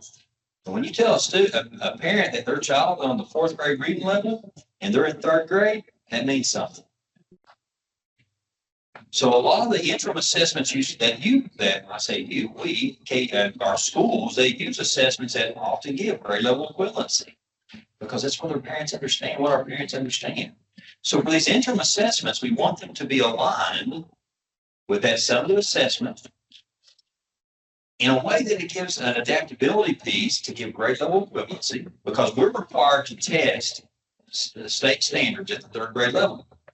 But we also want to have a part that we can say, okay, this student is achieving at the 4.5 grade level. We think that's important. But what we're hearing from our districts is, you know what, we've invested a lot into our different interim assessments that we're already using. Already, MAC, STAR. So what we want to go back to 3.0 and this idea of opt-in. You can opt in and take our interim assessments, which are aligned to the summative, or you can keep MAP, STAR, iReady, if you feel that's what's best for your community. Now, our goal again would be that if we would ask the state legislature to pay for the interim assessments that we provide, which means that essentially districts would have to say, okay, we're going to opt in for these for 2 years, see how it goes, and go from there. Or you can say, you know what, we've invested so much time into our system that we have now, and we want to stay with it. That's okay. That's why, you know, one of the things when you think about, when we talk about growth, we're measuring growth from the end of the third grade year to the end of the fourth grade year. So that allows you, since the interim assessments aren't a part of that CSI, TSI, ATSI designation, that gives us flexibility to offer the opt-in. So 3.0, as we talked about a little bit here, 3.0 will likely have, and we've heard from superintendents, we've heard in town halls, to give districts that option to either opt into our interim assessments or continue to use the ones that you have. Now, our goal is, one of the questions we keep getting is, well, who's going to provide this? We would put out an RFP and say, these are the things we're looking for within our accountability system, how it aligns all the way to the summative assessment. And we would expect companies to bid. That could be any testing company to bid in, because we need that adaptability piece, and we want something that provides the same level of instructional information that teachers are getting now with the systems they're using already. So we want our system to be just as beneficial as what they're already using, but more importantly, if we give a fall assessment, and these are math and reading, this is for math and reading only. If we give a fall assessment, then maybe the testing window ends on Friday, then you know what, Monday you've got data to make changes in your instructional setting on the state assessment or something aligned with the state assessment. So again, one of the things that you saw that was a foundational, we want to provide more timely instructional materials. Also too, one of the other things that we've talked about, but we really haven't emphasized is, whatever this vendor, whoever it may be, I don't have anybody in mind. But what type of instructional materials, what kind of supports can they give to teachers to say, you know, these are also the maybe some either lesson plans or maybe some instructional materials from design that will help teachers on Monday. So those are things we're talking about to include in this RFP to make sure that we want to lighten the load for teachers. That's something that we've talked about, but and with our superintendents here at OVEC is, how do we make sure that our teachers are getting those type of resources when we give these type of assessments? So you can see the difference with this opt-in model. And that's what that top left piece is about. They're required in your local accountability, but how you opt in, you can opt in on what we give, or you can develop your own, essentially, in a nutshell. And the final piece of the local accountability system would be, again, to engage your local community in identifying the priorities that is what your community members identify as important. So things that we've heard, again, have been identified and related to the portrait of a learner. So whether it's those engaging activities or it's social emotional learning, acquisition of micro credentials or dual credit, things of that nature. Those are the type of things that we've heard as examples. But again, bringing together community members, those that are interested in education and giving them the voice in their local community, in the local accountability system. Assuring that, again, there's a process and engagement with the local communities. And finally, we know this is a journey. Bullitt County shared their journey with you, started in 2016. And Dr. Bacon said, we're still not done. Now, there was a pandemic during that time frame, so that may slow them down just a little, but it takes time. So in the Kentucky United We Learn, the goal is to have a final proposal for consideration for legislation in the 2026 legislative session. So a year from now to have opportunities for consideration of for the General Assembly. So we realized that we can't just say, okay, here's the change, and then it'll happen. They'll just start and be able to move forward with it. We realized that we'll need to build the capacity within our schools, our districts, our communities, our teachers, our leaders, and even our students for developing these type of systems. So legislation for the 2026, after that, we'll continue with piloting phases where districts, again, come together, learn from the districts that are leading this effort. Providing that opportunity to pilot and learn from each other, develop, and then expand that, and then eventually take it again statewide to have that sustainable system that we work together. Now, before I turn it over to Dr. Fletcher, I'll just leave you with this. Each of you are here tonight because you have an interest in education. We have a hope for that student, that loved one that you put up on their phone. So I encourage you to be part of the conversation, to continue with engaging with your school and district, engaging with your local community for the benefit of our students, to being able to build a more prosperous Kentucky. Thank you.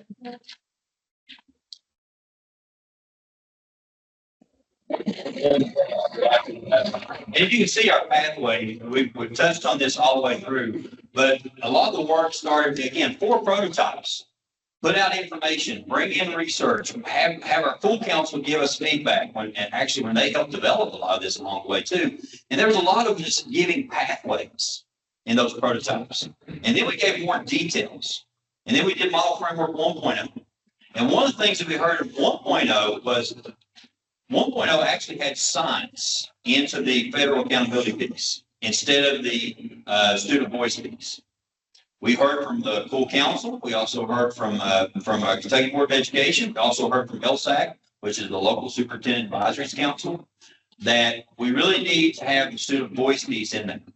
But also, too, we fully realize we got a lot of work to do in science. If we pull out science, again, science is required that we give the assessment. It has to be uniform. It has to be reported. We understand there's some issues that we need to address when it comes to curriculum, when it comes to our assessment. That gives us an opportunity to work on that separately and focus on science separately. So with that being said, peeling back for just a second, the most exciting piece about this is the local accountability piece. If you would have listened just to Bullitt County, we could have stopped there. And I didn't have to give anything on federal accountability. We walked out of the room and been absolute. But we wanted to show you the parts of 2 pieces for one whole, where that you have a federal accountability piece. And I think it is so important. It's required, as a matter of fact, to have that to be uniform. It needs to be standardized. If we're going to identify schools as CSI, TSI, ATSI, it needs to be as uniform and standardized as possible, in my opinion. But on local accountability, you need to have flexibility. And one of the things we've talked about in districts, if you give us a local accountability model that gives you 100% across the board, it's not worth the paper it's written on, nor is it worth the website it's published in, because it's about growth. Where are you in your community? What does your community expect from you? So one of the things I want you to notice, there isn't a formula to put together federal accountability with local accountability to get an overall score. There's not. And that's intentional. Because we want districts to identify, feel that freedom. These are the areas where our community believes in. This is what we want to report. If you have that, if you have it a part of an overall model, then rank schools again, there's going to be so much pressure to give the 100% across the board so you don't fall into that CSI, TSI, ATSI. Again, we want something that's authentic and allows that flexibility. So for me, again, to talk about that student, you think about that local accountability piece. When you think about the accountability model you see here, is that what you want moving forward? And some districts are already doing this to a high level in developing. It's exciting. I think for the first time in my 29 years, I feel like we have an opportunity to get accountability right. Local accountability has to play a major part. So, that's it. Think about that picture one more time. I always want to go back to that kid. What kind of experience do you want them to have? I will tell you that so many schools, so many districts are giving this type of experience. How do we grow that across the state, across our country? To make sure that vibrant learning is available, not available, that everyone has that opportunity to do so. Now, you have some opportunities here to stay engaged. You can scan or click the QR code to find out how you can stay engaged. We want you to be advocates. We want you to talk about this as we go through. Also, too, we want you to take just a few minutes to turn and talk. Give me just a second. I know we've got some educators in the room. They kind of jump the gun sometimes. I want you to think about what you've heard. What are some of the things you're like, wow, this is what I want for our education system? And also, too, I want you to think, well, what questions do I still have? So again, what are some of the wows that you feel like this is something we can believe in, that we all have a buy-in to? These are the things that we want for our communities. This is what we want for our students. Also, too, what questions do you have? So let's do a turn and talk for 3 minutes, starting now. 2, 1.5, 1, 0. Thank you so much. Now, this is your opportunity. Are there some wows or wonders that you'd like to share or for us to take back for input? And we like hearing positive things. You know, let me tell you, every single question has been positive too, because it's caused us to think a lot about how we do things. So again, questions are positive here. It gives us an opportunity to learn. But also too, if there's something like what Dr. Fletcher, if 3.0 comes out and it's missing this, we need a new commissioner. You can say that too. I have a question. I'm Dr. Higgins and I'm a retiree. So I retired from Shelby County and then from Kentucky State University as a professor there. And so my question is, if we were talking, how are you engaging and involving the professors at the universities, especially those that are working with inspiring teachers, so that they can be involved and already ready when they go out into the classroom rather than trying to get ready? We have a great relationship already with the Council of Post-Secondary Education. As a matter of fact, what you're seeing in our colleges and universities, they've already developed a profile of graduate that aligns with our profile of learner. So what they're beginning to do in their classes is make sure when students graduate, they have similar competencies throughout all of their programs, not just in education. So to try to get that point across and have that clear connection, you're not going to see that in any other state. You're not going to see that connection between with our universities that you're seeing also with our schools to have that profile of learner aligned or very similar to the profile of graduate that you see in our state schools. So that being said, we're also working with our EPPs, our education providers, to say, okay, if we get to this point, how does this look differently in training our teachers? How does this look in working with, right now, when I graduated, I was a math teacher. This would have been foreign back in the time. I taught AP calculus. I taught algebra 2. I taught all the good math classes that everybody loves. And they loved after they had me, I promise you that.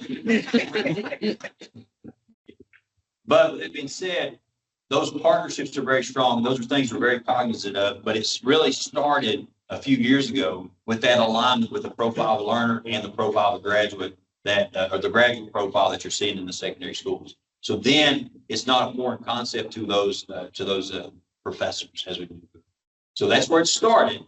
As we move forward is how do we incorporate this into our education prep programs to say this is what we're expecting in the classroom, because better trained people coming out, they know what to expect. We are just like, how many teachers are in Multnomah County? And how many teachers have you trained in this type of? 700 or 800. So right now we're relying on districts to train their teachers. And well, I should say this was their idea to train their teachers, not ours. But how do we make sure that we lessen the burden on the districts too, but really partnering with those universities? Very well. Dr. Fletcher, Nate Jepson, I'm a principal here in Shelby County, Mark Lane Collins High School. I really like the direction and everything presented. There's a lot that aligns, with what we're doing in Shelby County, with what we're presenting tonight. One thing I'm wondering, listening to college professors speak, high school students aren't always, they see the value in the ACT because the colleges are looking at that. And when I look at the questions that are on the state assessments, a lot richer and deeper a lot of times than we're seeing on the ACT. I wonder if there's a way. So I wonder, is there a way to convince the colleges to start looking, other post-secondary, right? It's not limited to colleges and universities, other post-secondary institutions in our state to start looking at the state accountability model as a way to see the value that our kids provide. Might be a sales pitch you have down the road. Well, that's a great point too. And for example, we're already, I say we, I'm talking about our school districts, and this is happening in Shelby County. You're working with your local community already for your, for example, all your employers to say, when they graduate from us, this is what to expect. Can you have that a part of your interviews? Yeah. Well, we need to have those same type of conversations, and we are talking about that with universities. Now, what you're seeing with universities, it's almost like they're removing the ACT as a requirement. Sure. So now what are they going to use for those scholarship applications? There's still ACT on a lot of scholarships. We understand that. But if there's something that we can produce to help those kids to get those higher scholarships and make those connections with universities, that's what the path will be in the future. But again, connecting so that we still want our kids to take the advanced classes. If you want to be an engineer, we want to make sure we're preparing you for that, or at least ready to get to that secondary level. So AP calculus is very important for me. So I want all of our kids to take AP calculus if that's what we want to do. On the other hand, we may have students that go that through a technical route. You know what? If you want to be a welder, you want to travel, you'll make more than the commissioner. So that being said, to wrap that all back together, somebody giggle back to Mr. Tucker, Dr. Tucker, you didn't have to laugh that. I see that. But in all seriousness, is how do we make sure that we're also giving a product that our universities will appreciate and take in consideration when you're looking at taking not just a GPA.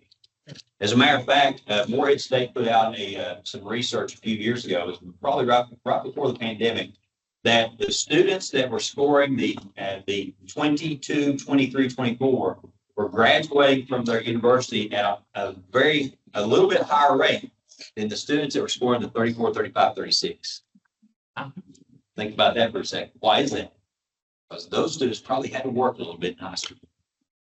There was probably something that they had to put a little more effort. There was something that school did, but that was Morehead State. And that's probably, I'll say it was maybe 8 or 9 years ago. But again, those students scoring a 22, 23, 24 were graduating at an equal or higher rate than the kids that were scoring 34, 35, 36. Man, that's a different frame of thought for a lot of people.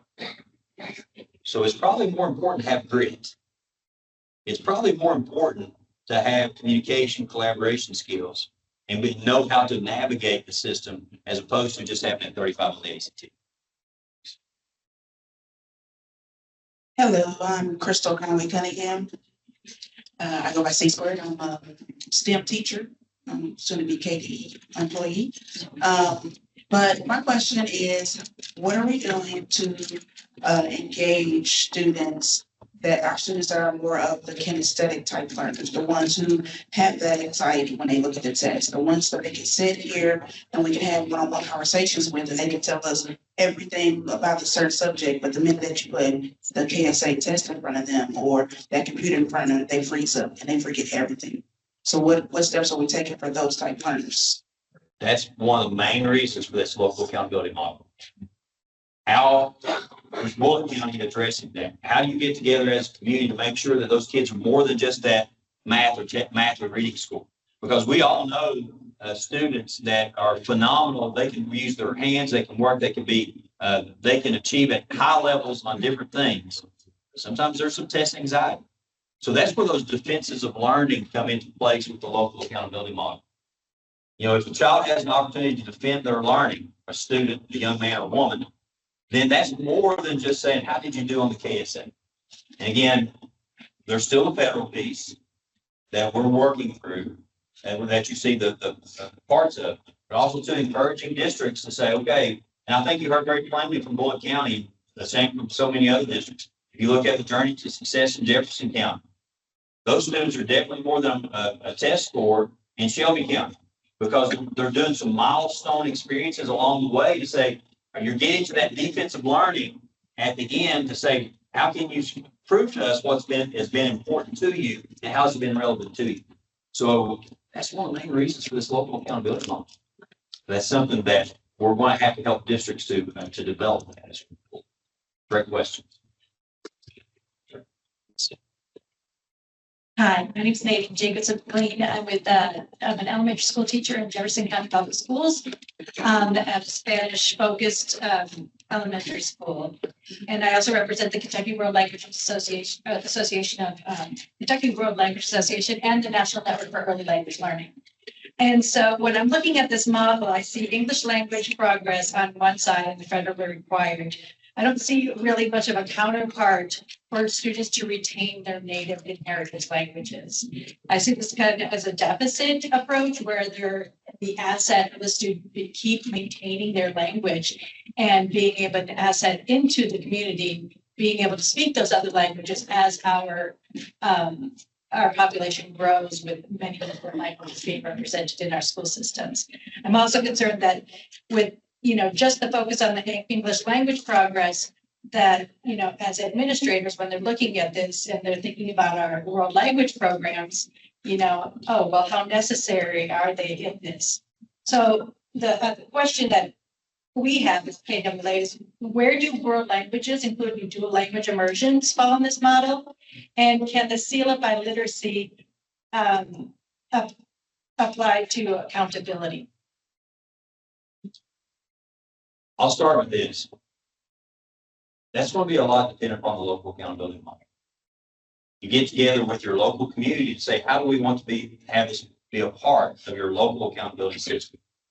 Because again, there may be some communities where that's not a part of their community. For example, in Lawrence County, we really encourage students to take foreign language and we really push students to take those. But I had one EO student, one. In 4 years.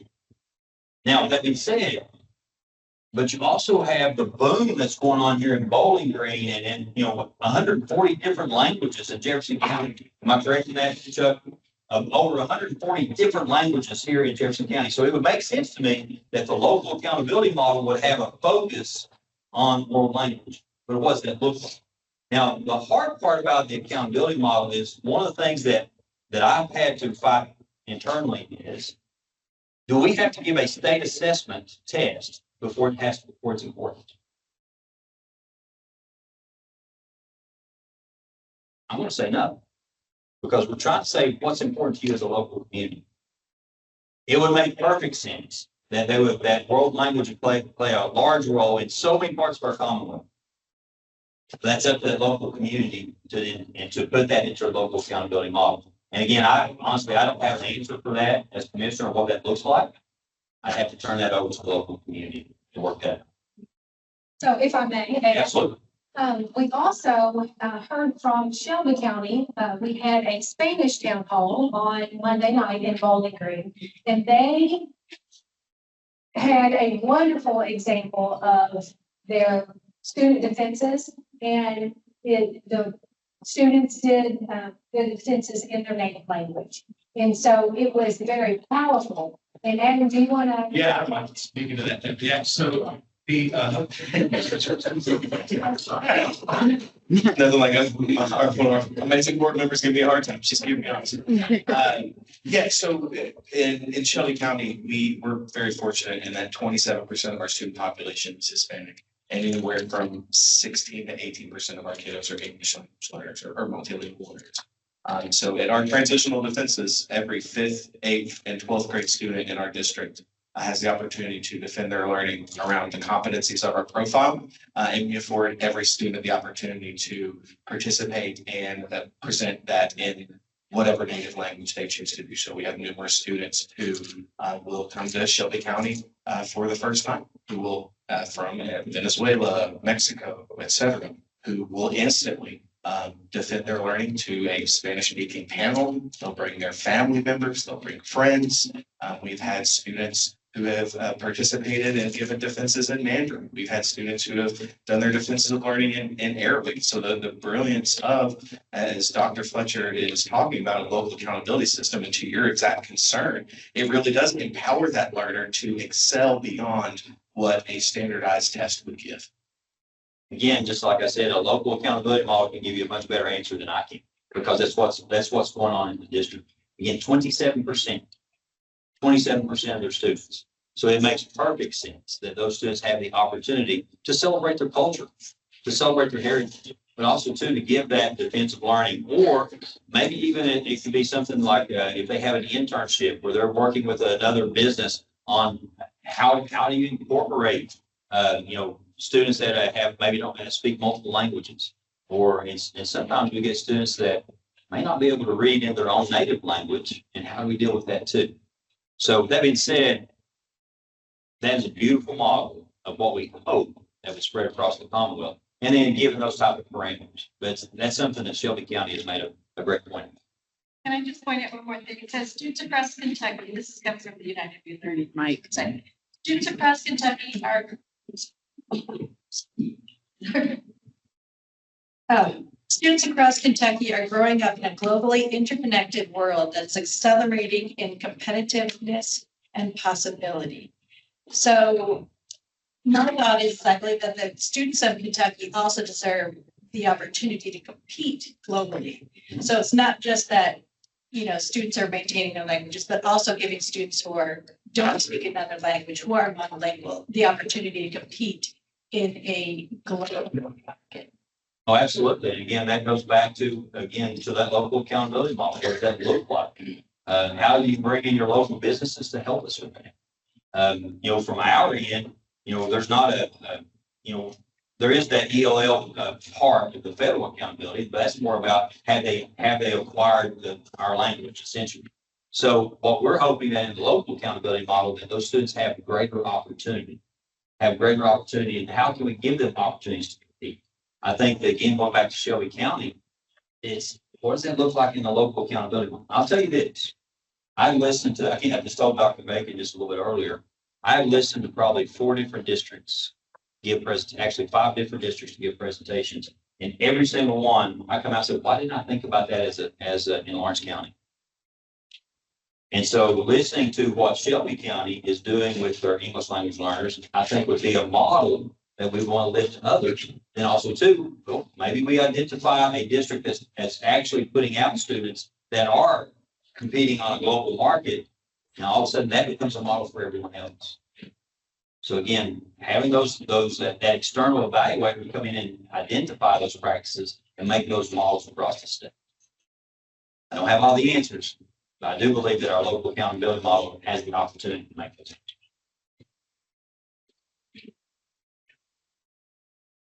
Hello.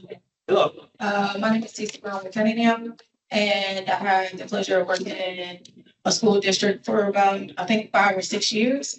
And during that time, we transitioned superintendents, principals, staff, faculty and staff. And one of the things I'm concerned about is when the leadership changes, how do you keep that momentum going in that school with all the work that's been done, and how do they not shift that work into whatever their primary thing is? I think with the local accountability, that when it comes from your community, These are the expectations of your community. The leader can change, and the expectations of the community are still the same. So when you're looking for leadership as you move into the work, I'll give you a great example. Let's take Shelby County. Superintendent Matthews back there. James Nihal, profile of learning. That work was so strong in the community. They were doing defensive learning at the outlet mall. That became such a big part of the community and the culture. Then when Sally Sugg came into play, it was continuing that, but there's some tweaks as a leader. Absolutely. There needs to be maybe some a refreshing look. So now, Superintendent Matthews is continuing that work, but also too, Shelby inspired. At no point until recently, I think it was this year, correct me if I'm wrong, Adam, and also Superintendent Matthews, it was about profile of learner, but now it's about local accountability added into it. So I think that regardless who's in the big chair, if you have a true local accountability system, there's always room for growth, there's always room for change, but it's going to become such a part of the community that it should stay in place, or at least important parts of it. Now, I will say this, one of the reasons why I like this streamlined federal part is I'd like for that to stay for decades, even after Commissioner Fletcher moves on. That way, we're consistent. The only change would be what happens at the federal level. And who knows how that's going to be tomorrow. But still yet, what I would like to see is if there's change, it comes from the local community talking through this collaboration phase to say, what does this look different? So in a short, put that all together. The collaboration with the community builds such capacity, such expectations, it would be hard to do a wholesale change. Yes. Question? Yes, my name is Milana Salyer. I teach fifth grade science and social studies in Oldham County, and I'm also here representing the Kentucky Council for Social Studies. Dr. Safford knew that a social studies question was coming when she saw me walk in, I'm sure. My concerns, social studies, obviously encompassing 4 different disciplines, as well as the overarching theme of inquiry. Without a rubric, without accountability measures, how do we ensure that all of those disciplines, including inquiry, are being held accountable at each individual local level? That's one of the things that we've asked, and we've had this question several times, is we're going to need help with one of those parameters of the local accountability model for social studies looks like. So we've challenged some of our social studies groups across the state to say, what do you think it should look like in a local accountability model? Because if you have some suggestions on how that looks, then maybe we can give some parameters to our districts and say that's part of the requirement within your local accountability. Again, right now, in the current accountability model, you're assessed in social studies in 5th grade, 8th grade, and 11th. Thank you. 5th, 8th, and 11th. The assessments that we're offering goes 3 through 10 every year. So you can opt in and give those assessments, which we would develop in collaboration with our social studies teachers, or you can look at the parameters that maybe some of our social studies groups give and say, this is what was expected in that local accountability model. Of course, we take that back to the pool council, we take the LSAC. But what are the expectations? What are the parameters? What are the guardrails when it's the social studies in local accountability model? Again, we're not going to tell you that you have, of course, there's state standards that have to be taught legally. These are the state standards, and we're not shying away from this. It's more about what does the parameter look like for the local accountability model. So my question is, what are the suggestions from our social studies organizations? I have no doubt. Kim Sargent, she's on speed dial. She's one. Commissioner, I'm here with a couple of our colleagues, as you know, who are also parents. And Krista has put me up to ask this question. Krista, and I'll answer part of it. Here's the question. How do the vibrant learning experiences and portrait of a learner look for our students with the most severe needs or challenging needs, such as our MSD or EL populations? And I was leaning over and mentioning the fact that we're proud that you, our Kentucky Board of Education, and our General Assembly members have provided funds and support for the science of reading. And all of us have heard about science of reading.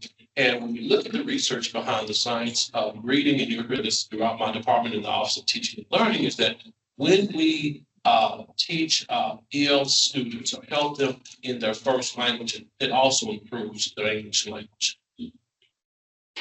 Adam, could you share your defensive learning? And the reason why I said this research Shelby County today, they were talking about defensive learning for special needs populations too. Yeah, so Emily's Hance, one of our amazing principals at Pain and Stone, so her school has a fantastic model. So we have, like every district, a number of students with moderate to severe disabilities. So those students still get an opportunity to defend their learning in a modified context that meets theirs and their family needs. So truly one of the best defenses that I've seen in 5+ years in Shelby County was in a moderate and severe disabilities classroom at Pain and Stone Elementary, where students who needed to use assistive technology to speak, students who had limited mobility, brought in their parents, and through our profile of a graduate, walked their parents through how to make ice cream.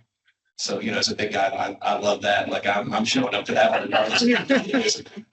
But on the sense of what a deeper learning experience like a defense can do, it showed those parents and it showed those students that they could apply what they learned and do it in a authentic, meaningful, and rigorous way that still met their needs. And so, when we say in Shelby County, at least, that all kids take part in defensive learning 5th, 8th, and 12th, we literally mean every single child.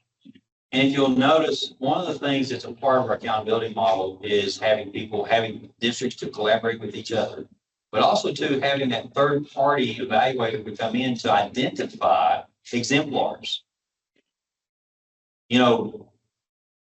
We need to have that on the website. We need to do a better job of telling our stories. And again, I will give Shelby County a lot of credit. What their district, their dashboard, their website with their local accountability has so many stories about local accountability, about the profile of learner.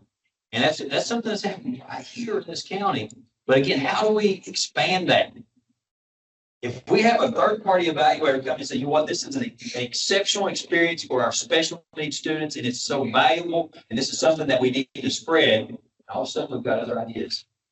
And then that local accountability spreads out, and we have more opportunities. I can't put that on a pencil and paper. As a matter of fact, the test that we give right now, we just got to make sure you got your accommodations. But at least now, the child, the student, the young man or woman has some responsibility in the learning. Not only do they have responsibility, they have ownership in their learning. And to bring in their parents and do this in front of their parents or in front of the local business owner who may be hiring. As a matter of fact, I've heard defenses of learning where students walk out with job offers in their senior year. A defensive learning, they walk out and they basically what they just did was an interview. They didn't realize it. They were just there defending their learning. And all of a sudden, they've been offered a job. That's relevant. Teaching for some kids to teach the process of making ice cream to their mother and father may be the greatest joy that mom and dad will ever see. I hope not, but it's a good start. One more question. One more. Can you give us an idea of who these third-party evaluators would be and what would they be evaluating? Again, that's one of the things we would go to an RFP and have a group, an outside group that would come in and look at that. And what we would say is, here's some of the things that we're looking at. For example, we want to make sure that districts are addressing equity issues within their local accountability model. So are districts addressing the equity issues? And if they are, let's make sure that if they're not, okay, these are suggestions that's coming from that external evaluator to do that. Do we have a person in mind or company? No, we don't. But if they come in and say, okay, this community also has a great defensive learning system, or maybe they have a great process for collaborating, maybe they have something great on English language learner students. This was a good system that we need to put out there. So that third-party organizer, evaluator, is more about identifying exemplars than anything else. So we can spread these across the Commonwealth and have students have more opportunities. We don't have someone in mind, but we do not. But we hope to have that as part of this. What's that? Oh, I'm sorry, it's 7:09. I'm headed to Eddyville tomorrow. So if you want to ask some more questions, get in our van. We're full. You have cards. Please put your name on here. If you have a question, we'll get back to you. Someone on our team will get back to you. Leave your email address to try to get that question to you. I'm going to stay around a little bit longer if you have any questions. Thank you so much for being here. We sincerely appreciate it.